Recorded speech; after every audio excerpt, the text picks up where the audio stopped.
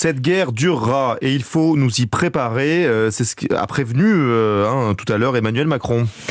Oui, pour évoquer la situation en Ukraine, le chef de l'État préside depuis plus de 2 heures à présent un conseil de défense, Arthur Delaborde.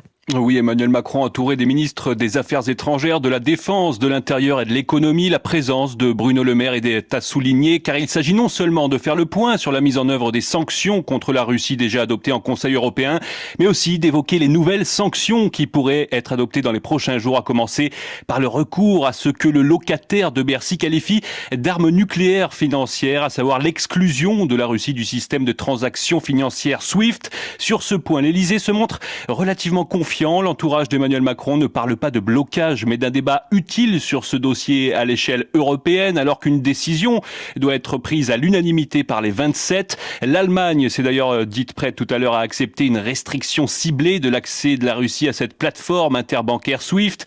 Plusieurs options possibles, donc, sont en train d'être débattues et examinées, précise l'entourage d'Emmanuel Macron, qui assure vouloir mettre en œuvre tous les moyens pour augmenter le coût de la guerre pour Moscou, avec l'objectif d'obtenir un cessez-le-feu en Ukraine le plus rapidement possible, ne pas laisser Poutine prendre Kiev, car il le payera très cher, confie un conseiller du président.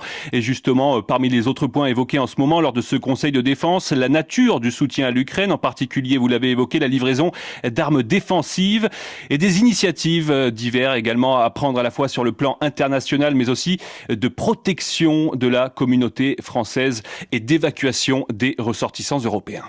Arthur Delaborde du service politique d'Europe 1.